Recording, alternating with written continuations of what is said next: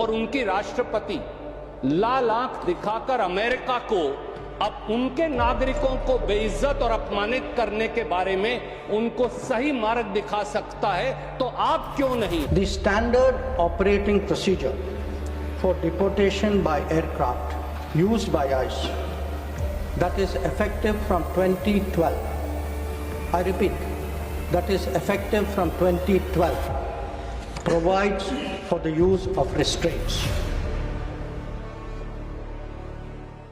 नमस्कार, मैं रवीश कुमार। भारत के नागरिकों को अमेरिका ने हाथों में हथकड़ियां, पांवों में बेड़ियां और कमर में जंजीरें बांधकर भेज दिया। अमेरिका ने अपनी तरफ से वीडियो भी जारी कर दिया है। संसद में जब विपक्ष ने सवाल उठाया तो विदेश मंत्री एस जयशंकर को जवाब देना पड़ा। अपने जवाब में विदेश मंत्री ने भारत और अमेरिका के बीच पहले से चली आ रही निर्वासन की प्रक्रियाओं का हवाला दिया। हम इस वीडियो में बताएंगे कि क्यों विदेश मंत्री का जवाब तार्किक नहीं लगता और संतोषजनक भी नहीं। अगर बात प्रक्रियाओं की है तो ऐसी प्रक्रिया कोलंबिया के साथ भी होगी। फिर कोलंबिया ने कैसे मना कर दिया कि उनका नागरिक अमेरिका के सैनिक विमान में हथकड़ियों में बांधकर नहीं लाया जाएगा। विदेश मंत्री के जवाब से यह साफ नहीं हो सका कि भारत क्यों नहीं इतनी सी बात उस अमेरिका से कह सका जो उसका मित्र देश है, जिसके राष्ट्रपति ट्रंप को भारत के प्रधानमंत्री मोदी अपना दोस्त बताते हुए नहीं थकते। सबसे पहले यह वीडियो देखिए और सवाल कीजिए कि क्या अमेरिका 2009 से इसी तरह से वीडियो जारी करता रहा है जिस तरह से यह वीडियो जारी किया गया है। इस वीडियो में देखा जा सकता है कि भारतीय नागरिकों के पांव में बेड़ियां पहनाई गई हैं। किसी तरह वे घसीट कर चल पा रहे हैं। उनके हाथों में हथकड़ियां हैं और कमर में जंजीरें हैं। अमेरिकी सेना के विमान में इन्हें चढ़ाया जा रहा है।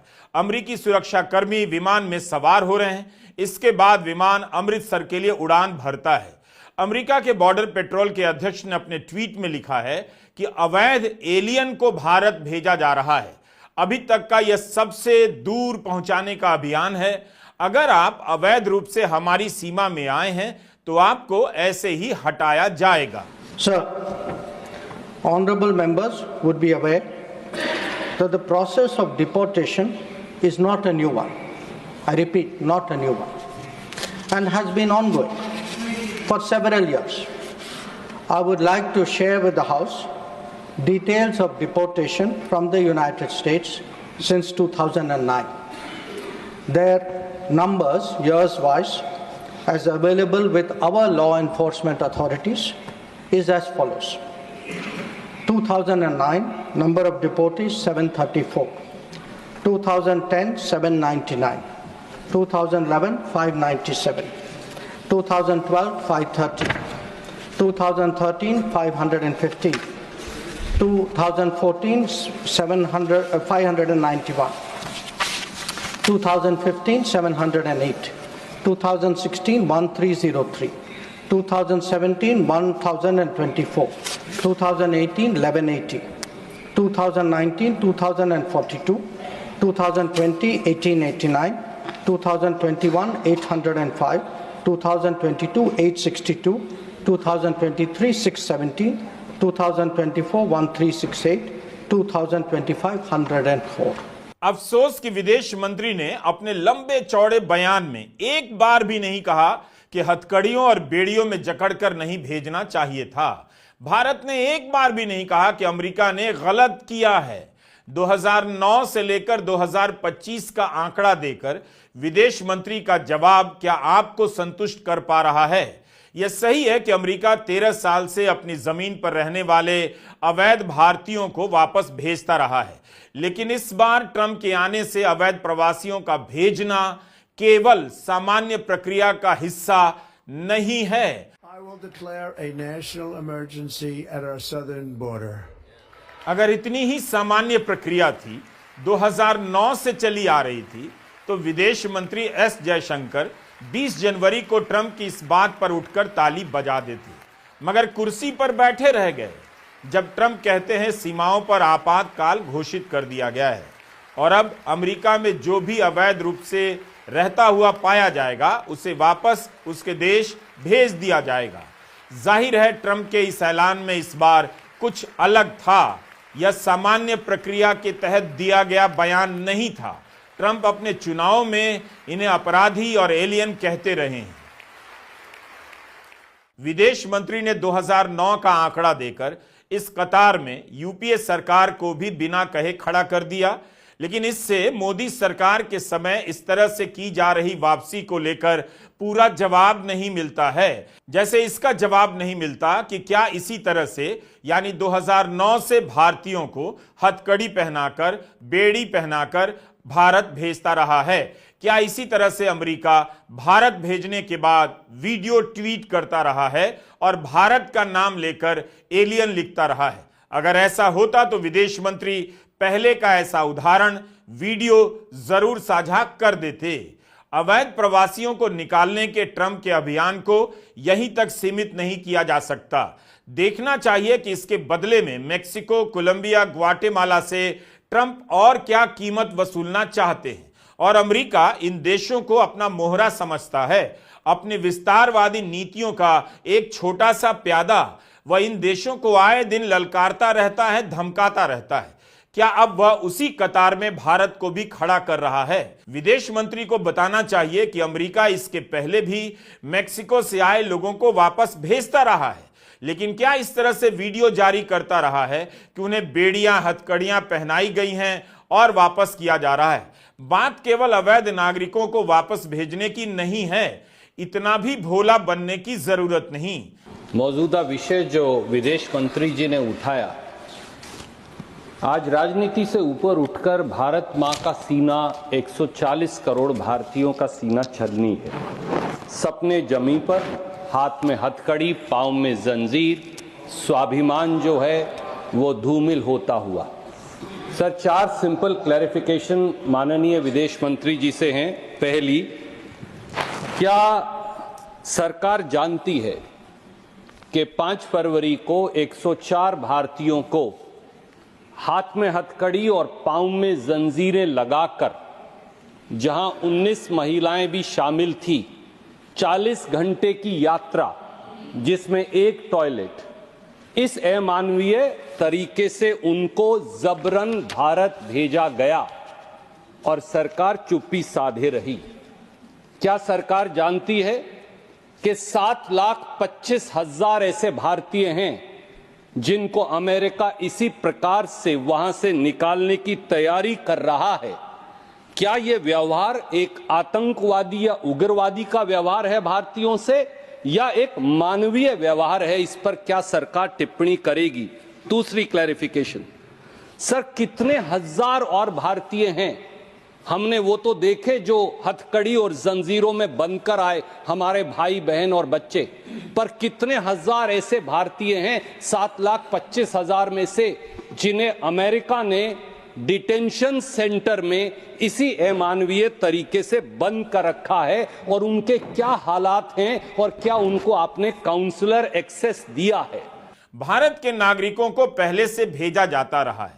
विदेश मंत्री ने संख्या बताकर, साल बताकर साबित कर दिया, लेकिन यह साबित नहीं कर पाए कि हथकड़ी और बेड़ी में बांधकर पहले से भेजा जाता रहा है। अगर यह इतनी ही सामान्य प्रक्रिया है, दोनों देशों के बीच समझदारी से हो रही है, दुनिया भर में मान्य प्रक्रिया है, तो वो नहीं बता पाए विदेश मंत्री कि फिर कोलंबिया ने कैसे मना कर दिया, ब्राजील ने कैसे आपत्ति दर्ज की, मेक्सिको ने कैसे लैंड करने की अनुमति देने से इनकार कर दिया। मेक्सिको के मना करने के बाद अमेरिका अभी तक मेक्सिको के नागरिकों को वापस नहीं भेज पाया है। The standard operating procedure for deportation by aircraft used by ICE, that is effective from 2012. I repeat, that is effective from 2012, provides for the use of restraints. However, we have been informed by ICE that women and children are not restrained. Further, the needs of deportees, including during transit, related to food and other necessities, including possible medical emergencies, are attended to. During toilet breaks, deportees are temporarily unrestrained if needed in that regard. This is applicable to chartered civilian aircraft as well as military aircraft. There has been no change, I repeat, no change from past procedure for the flight undertaken by the US on 5 February 2025. विदेश मंत्री के बयान के हिसाब से देखा जाए तो मोदी काल में अब तक अमेरिका ने 12,442 भारतीय वापस भेजे हैं। इससे यही पता चलता है कि 2014 के बाद से वापस भेजने वालों की संख्या बढ़ती जा रही है और तब सवाल उठता है कि भारत ने अपने स्तर पर इन 10 वर्षों में अवैध माइग्रेशन के नेटवर्क को ध्वस्त करने के लिए क्या किया, क्यों नहीं ध्वस्त किया जा सका। आप चालाकी से बाइडेन और ट्रंप के समय भेजे जाने वालों को एक ही टोकरी में, एक ही कैटेगरी में नहीं डाल सकते। दोनों के समय नागरिकों के भेजने का राजनीतिक अर्थ और परिदृश्य, संदर्भ, माहौल बिल्कुल अलग है। ट्रंप इस बार खुलकर कई देशों को अपमानित कर रहे हैं। विदेश मंत्री एस जयशंकर को बताना चाहिए कि भारतीयों को इस तरह से भेजना कैसे उन देशों के साथ किए जा रहे अपमान से अलग है। प्रधानमंत्री मोदी के विदेश मंत्री का जवाब आपने सुना। कोलंबिया के राष्ट्रपति गुस्तावो पेट्रो के जवाब के बारे में हमने अपने पहले वीडियो में बताया था, एक बार फिर से बता रहा हूं। राष्ट्रपति गुस्तावो पेट्रो ने सार्वजनिक रूप से कहा, माइग्रेशन करना अवैध नहीं होता, वे अपने नागरिकों का स्वागत करेंगे। अमेरिका के विमान को उन्होंने रोक दिया, अपना विमान भेजा और नागरिकों को बुलाया। कोलंबिया के नागरिक जब अपने देश की धरती पर उतर रहे थे तो उनके हाथों में हथकड़ियां और पांवों में बेड़ियां नहीं थीं, बल्कि तस्वीरें ली गईं और पूरे देश को दिखाई गईं। मगर भारत ने मोदी समर्थक दलील दे रहे हैं, आपने अमेरिका में अपराध किया है तो अमेरिका एक्शन लेगा। अच्छा हुआ कोलंबिया के राष्ट्रपति ने आईटी सेल और मोदी समर्थकों से नहीं पूछा क्या करना चाहिए, अपने विवेक से काम लिया। कोलंबिया और अमेरिका के बीच तनातनी चलती रहती है। अमेरिका कोलंबिया को अपना कस्बा समझ लेता है, लेकिन भारत के साथ उसके संबंध अच्छे रहे हैं। उसने भारत के साथ वही बर्ताव क्यों किया जो वह कोलंबिया के साथ करना चाहता था मगर नहीं कर सका। कोलंबिया बोल सकता है तो भारत क्यों नहीं बोल सकता। हमारी विदेश नीति में बोलना कब शामिल होगा। हर बड़े मौके पर चुप रहने की हमारी कौन सी विदेश नीति हो गई है जिसका केवल डंका ही बजता रहता है, बोलते हुए सुनाई नहीं देता। संसद के बाहर प्रदर्शन के दौरान आज विपक्ष के नेता अपने पोस्टर लेकर आए। इनके पोस्टरों पर लिखा है, humans not prisoners, united against inhumanity. हथकड़ियों में हिंदुस्तान नहीं सहेंगे ये अपमान। हर हिंदुस्तानी का स्वाभिमान यही, न्याय दो जंजीर नहीं। मोदी ट्रंप शेम शेम के नारे लग रहे थे, मोदी ट्रंप बाय बाय के नारे लग रहे थे। अखिलेश यादव ने कहा, अमेरिका से भारतीयों को दासों की तरह बेड़ियों में जकड़कर भारत भेजा गया। क्या सपना दिखा रहे थे कि भारत विश्वगुरु बनने जा रहा है। आज सब मौन है। विपक्ष के सांसदों ने सदन के भीतर भी यह सवाल उठाया, विदेश मंत्री से जवाब की मांग की। राज्यसभा और लोकसभा की कार्रवाई स्थगित करनी पड़ी।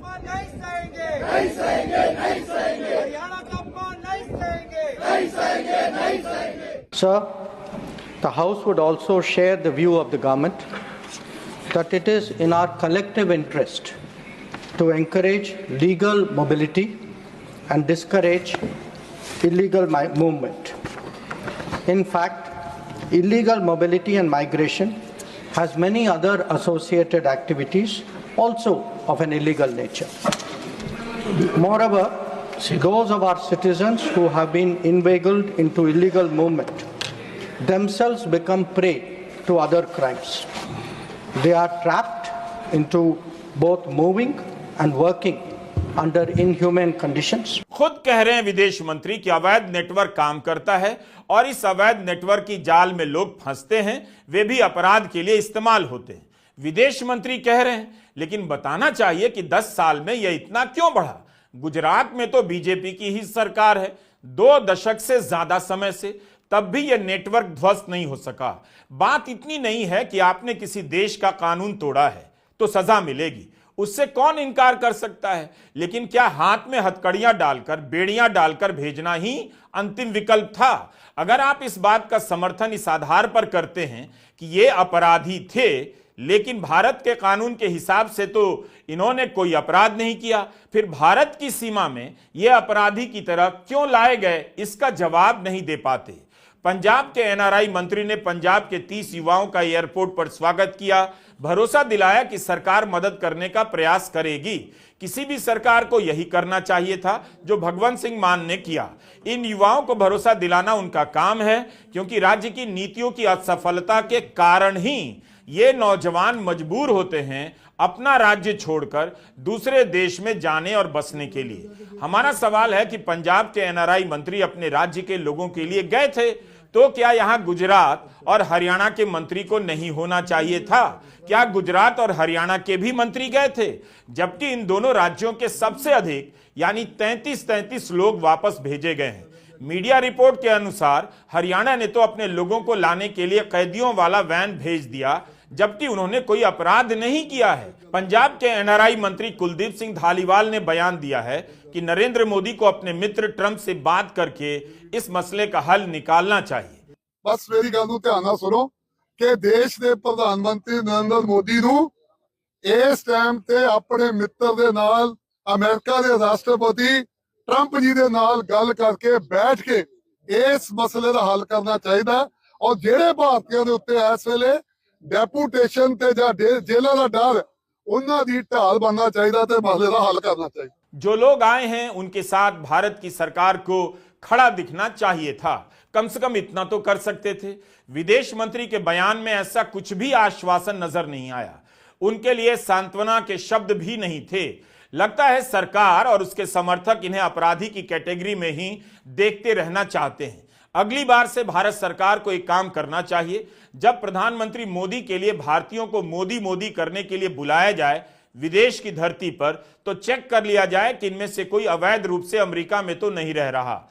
अगर ये अमेरिका के अपराधी हैं तो इन्हें अपराध की दुनिया में किसने धकेला, सरकार को इसका जवाब अच्छी तरह से मालूम है। अगर आपको इन तस्वीरों में कुछ गलत नहीं दिख रहा है, आपको नहीं दिख रहा कि बेड़ियों में घिसटते भारत के लोगों के साथ अमेरिका ने अच्छा नहीं किया, तो यह आपकी समस्या हो सकती है। रणनीतिक विषयों पर लिखने वाले ब्रह्मा चेलानी ने अपने ट्वीट में लिखा है कि मेक्सिको और कोलंबिया ने अमेरिकी सेना के विमानों को उतरने नहीं दिया, जिनमें उनके नागरिक हथकड़ियों में बिठाए गए थे। कोलंबिया ने अपना जहाज भेजकर मंगवाया, लेकिन भारत ने न सिर्फ स्वीकार किया बल्कि इसकी तारीफ करने लगा भारत कि अवैध माइग्रेशन को रोकने की दिशा में भारत और अमेरिका मजबूती से मिलकर काम कर रहे हैं। अगर भारत ने अमेरिकी सेना के विमान को स्वीकार ही किया तो कम से कम इतना तो कह सकता था, इन्हें हथकड़ियों और बेड़ियों में अपराधियों की तरह नहीं लाया जाए। एक और चीज समझने की है, विदेशों में आपदा और युद्ध के समय फंसे भारतीयों को लाने और उसकी राजनीति की कोशिश मोदी सरकार में पहली बार व्यापक रूप से की जाती है। वरना आज भी भारत के इतिहास का सबसे बड़ा रेस्क्यू ऑपरेशन 1990 का है। जब अमेरिका ने इराक पर हमला बोला था, तब इसी भारत ने 1,70,000 लोगों को वापस निकाला था। तब भारत के प्रधानमंत्री विश्वनाथ प्रताप सिंह थे। भारत माता की जय। Very good. अपनी जय, अपने लिए तो जय बोल दो एक बार जोर से, अपने लिए ताली बजाओ जोर से। लेकिन मोदी सरकार के समय भारतीयों की वापसी को इवेंट में बदल दिया गया। हिंदी चैनलों और हिंदी अखबारों के जरिए गांव कस्बों के लोगों को बताया गया, यही विदेश नीति होती है। पहले की सरकार सोती थी, मोदी की सरकार प्रतापी है। अपने लोगों को इस तरह से कभी निकालकर नहीं लाया गया। मोदी सरकार अपने मंत्रियों को भेजने लगी, मंत्री इसका वीडियो बनाकर प्रचार करने लगे और इसका लाभ मोदी सरकार को भी मिला। आज भी मोदी सरकार को इस बात का श्रेय मिलता है कि विदेशों में भारतीयों का नाम ऊंचा हुआ है। इसके पीछे खूब सारा प्रोपेगेंडा किया गया, बहुत कुछ झूठ भी, लेकिन लोग मानते हैं कि विदेशों में नाम हुआ है। जब आप खुद से वापसी का प्रचार करने लगे थे, तो उसी संदर्भ में अमेरिका से भेजे गए भारतीयों की वापसी केवल सामान्य प्रक्रिया का हिस्सा नहीं रह जाती है। आप केवल 2009 से 2025 के आंकड़े गिनाकर नहीं बच सकते। आपका जवाब आंकड़ों के हिसाब से सही है, लेकिन आपकी ही राजनीति और प्रोपेगेंडा के सामने यह जवाब हल्का लगता है। यूक्रेन युद्ध के समय जब मेडिकल के छात्रों को लाया गया, तब तो नहीं कहा गया कि मेडिकल पढ़ने के लिए भारत से बाहर क्यों गए, जब गए तो सरकार क्यों वापस लाए। कैसी भी सिचुएशन हो, मोदी जी हमें घर ले आएंगे। वॉर रुकवा दी पापा। और फिर हमारी यूक्रेन युद्ध के समय विदेश नीति का डंका बजवाया जा रहा था। बीजेपी ने बकायदा विज्ञापन बनाया, मोदी जी ने वॉर रुकवा दी पापा। तो लोग सवाल पूछेंगे, जो युद्ध आज तक नहीं रुका, उस युद्ध को रुकवाने का झूठा विज्ञापन बनाने वाली बीजेपी ने कैसे यह स्लोगन रचा कि मोदी जी ने वॉर रुकवा दी पापा। जाहिर है लोग पूछेंगे कि वॉर रुकवाने वाले पापा के देश के नागरिकों को हथकड़ियों और बेड़ियों में लाया जा रहा है। क्या शर्म नहीं आती इस तरह की तस्वीर पर? इस बार मोदी समर्थक तर्क गढ़ रहे हैं कि आपने अमेरिका का कानून तोड़ा है तो कार्रवाई होगी। लेकिन यही लोग तब चुप रह गए जब राहुल गांधी हरियाणा के चुनाव में इसकी चर्चा कर रहे थे कि मोदी सरकार की असफल नीतियों के कारण, गलत औद्योगिक नीतियों के कारण युवा डंकी रूट से अमेरिका में अवैध नागरिक बनने के लिए मजबूर हैं, उनकी हालत खराब है। तब किस विदेश मंत्री ने बयान दिया और किसने इसे शर्म के रूप में स्वीकार किया कि राहुल गांधी जो कह रहे हैं सही है, सरकार को कुछ करना चाहिए। हरियाणा में अगर युवा रोजगार चाहे नहीं पा सकता है उसके लिए एक ही रास्ता है, अमेरिका। उधर नरेंद्र मोदी जी के दोस्त ट्रंप साहब वो भी रास्ता बंद करने की कोशिश कर रहे हैं। मोदी जी गले लगते हैं उनसे, और उनका भाषण सुनोगे तो कहते हैं मैं किसी को अमेरिका में अंदर नहीं आने दूंगा। मतलब हरियाणा के लोग यहां से जान बचाकर जा रहे हैं और वहां नरेंद्र मोदी का दोस्त कह रहा है, जिससे वो गले लगते हैं, कह रहा मैं इनको अंदर आने नहीं दूंगा। ठीक है, मोदी की विदेश नीति की सफलता के फर्जी किस्से गढ़ने वालों को भी समझ नहीं आ रहा कि इस पर क्या कहें। केवल भेजा नहीं है बल्कि अवैध एलियन कहकर भेजा है। भारत के लोगों को अमेरिका इस नाम से पुकार रहा है। दुनिया में विश्व गुरु बनने की चाह रखने वाले भारत के प्रधानमंत्री, आरएसएस, बीजेपी का तंत्र इस शर्मनाक दृश्य पर चुप है, किसी से बोला नहीं जा रहा है।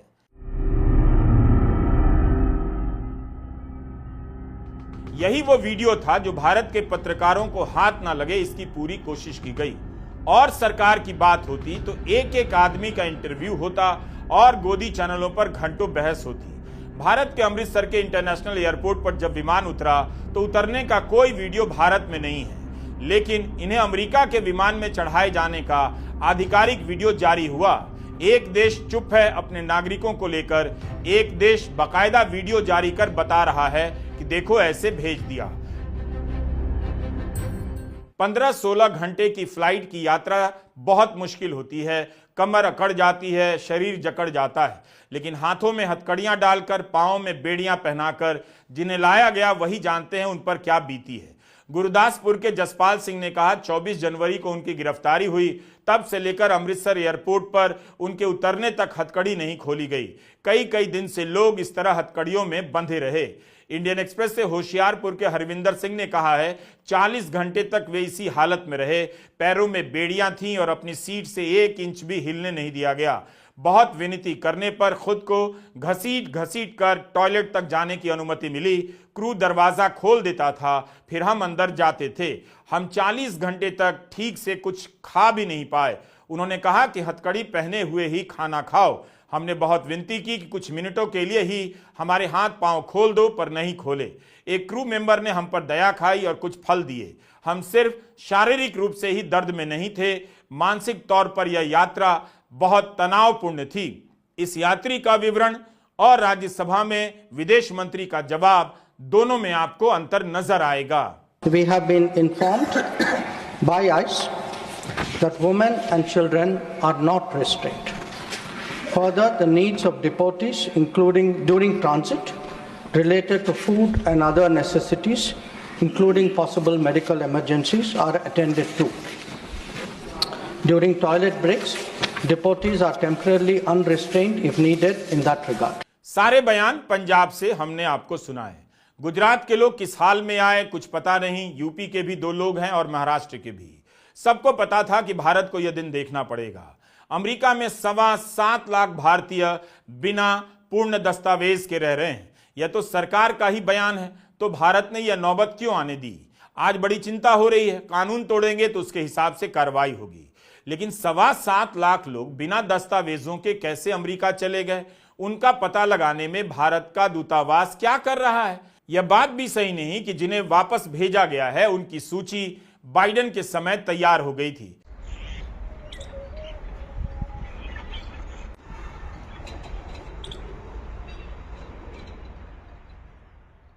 पंजाब के गांवों को हकीकत पता है। कपूरथला के 6 नौजवान अमेरिका से वापस आए हैं। पंजाब की खेती से कमाई नहीं होती, यह सच पंजाब को दशकों से मालूम है। पंजाब के किसान जब मांग करते हैं न्यूनतम समर्थन मूल्य बढ़ाइए तो उन्हें लाठी डंडों से पीटा जाता है। आखिर किसान क्या करे? मजबूर होकर वो अपने बेटों के लिए डंकी रूट का खतरनाक रास्ता चुनता है। रास्ते में न जाने कितने नौजवान मर जाते हैं।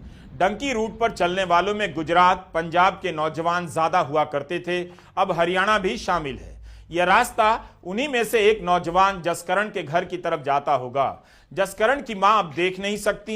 जसकरण के पिता का कहना है कि लाखों रुपए लोन लेकर अमेरिका भेजा, इस उम्मीद में कि अमेरिका से कमाकर भेजेगा, कर्जा उतर जाएगा और इस इकलौते छोटे भाई की 4 बड़ी बहनों की शादी हो जाएगी। मुसीबतों तो बहुत सामना करना पड़ा जी। 6 महीने हो गए सी, 7 महीने घर से गए थे ਤੇ ਰਸਤੇ 'ਚ ਤੁਹਾਨੂੰ ਪਤਾ ਹੀ ਹੈ ਜਿੱਦਾਂ ਤੰਗੀਆਂ ਆਉਂਦੀਆਂ, ਤੰਗੀਆਂ ਕੱਟ ਕੇ ਅਸੀਂ ਕਿਤੇ 25 ਜਨਵਰੀ ਨੂੰ ਜਦੋਂ ਬਾਰਡਰ ਕ੍ਰੋਸ ਕੀਤਾ ਸੀ ਨਹੀਂ ਜੀ, ਤੇ ਬਹੁਤ ਮੁਸ਼ਕਲ ਦੇ ਨਾਲ ਰਾਹ ਦੇ ਵਿੱਚ ਗਏ ਆ ਇਹ ਜਿੱਦਾਂ। ਤੇ ਅਸੀਂ ਇੰਨੇ ਰਿਸ਼ਤੇਦਾਰਾਂ ਤੋਂ ਫੜੇ ਆ ਜੀ, ਸਾਰੇ ਜਿੰਨੇ ਚੱਕ ਕੇ ਲਾਏ ਆ। ਮਾਤੜ ਪਰਿਵਾਰ ਆ ਜਿੱਦਾਂ ਸਾਡਾ ਇਹ, 4 ਬੇਟੀਆਂ ਜਿੱਦਾਂ, 1 ਲੜਕਾ ਛੋਟਾ ਇਹ, ਤੇ ਸਾਰੇ ਪੈਸੇ ਫੜ ਕੇ ਲਾਏ ਆ ਜਿੱਦਾਂ ਜੀ। 45 ਲੱਖ ਰੁਪਏ ਲੱਗ ਗਿਆ ਜੀ। ਮੁਸ਼ਕਲਾਂ ਦਾ ਸਾਹਮਣਾ ਤਾਂ ਬਹੁਤ ਕਰਨਾ ਪੜਾ ਜੀ। ਤੇ ਪੈਸਿਆਂ ਦਾ ਅਰੇਂਜਮੈਂਟ ਅਸੀਂ ਕੀਤਾ। ਫਿਰ ਰਸਤੇ ਵਿੱਚ ਜਿੱਦਾਂ ਦੁਬਈ ਪਹਿਲਾਂ 2-2.5 ਮਹੀਨੇ ਦੁਬਈ ਰਿਹਾ ਪਹਿਲਾਂ, ਫਿਰ ਰਾਹ ਦੇ ਵਿੱਚ ਜਿੱਦਾਂ ਕਈਆਂ ਮੁਲਕਾਂ ਵਿੱਚ ਹੀ ਲਗਾਏ ਆ ਹੌਲੀ ਹੌਲੀ ਕਰਕੇ ਜੀ। ਗੌਰਮੈਂਟ ਤੇ ਇਹ ਡਿਮਾਂਡ ਹੈ ਜੀ, ਚਲੋ ਬਾਂਹ ਫੜਨੀ ਚਾਹੀਦੀ है, माड़ा मोटा हेल्प करनी चाहिए है। पंजाब और गुजरात से लोग इसलिए जाते हैं क्योंकि पहले